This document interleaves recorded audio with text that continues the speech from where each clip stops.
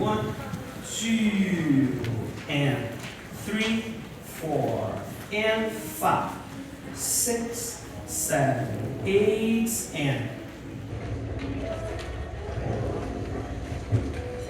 1, 2, and 3, 4, and 5, 6, 7, 8, and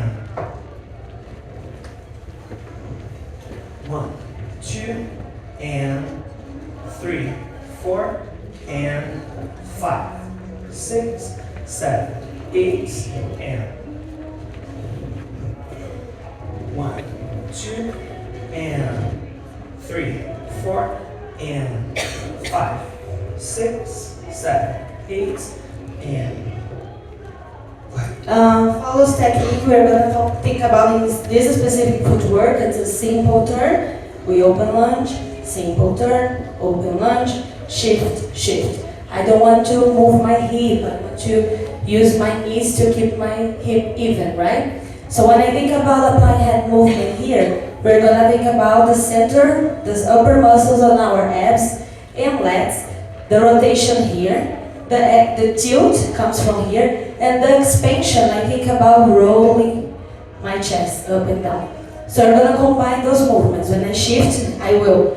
If I think about a pizza with 4 slices, I will have the action to close in the first half circle. Then I have the action to expand the other half. And expand again. Why?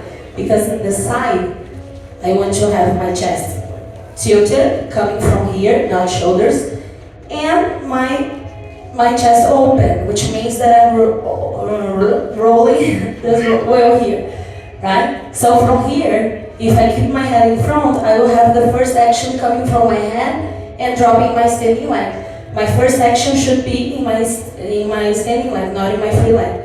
So then I will apply the second motion, which is here. And I do. When I am doing side to side, it's fine. I'm going to think about half circle in one leg, shifting weight, half circle in other leg, shift to weight, right? When I'm doing the tilted turn, I will think about rotation first, and then I can finish this second piece with my second leg here. I will close half circle, expand half circle, and the expansion is the central line of my body. For this kind of movements, I will avoid the torsion. Otherwise, I can do it, but then I have to correct before keep going. For the rotisserie, it's the same thing. My head is here in the back, and I have to organize the torsion first to rotate and keep my weight, my standing leg. Then I finish still in my standing leg, and I have time to control and expand in the end, right? So, for the leaders, my point is the same as I said about the hips. I like to keep my hips even. I'm using the part coming from the floor all the time. So I'm making sure that I want to translate the movement that is coming from my body throughout their bodies. And I have to make sure, once I start head motion, I want to make sure what I'm looking for in their head motion. And I like to use my body in different ways to cause the motion that I'm looking for.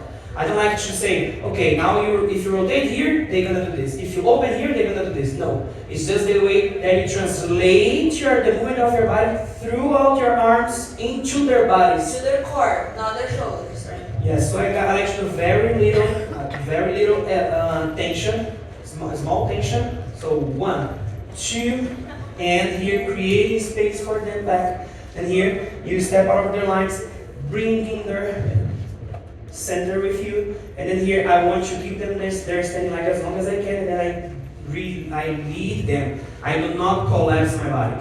Here I'm creating that space in my back because I'm supporting them.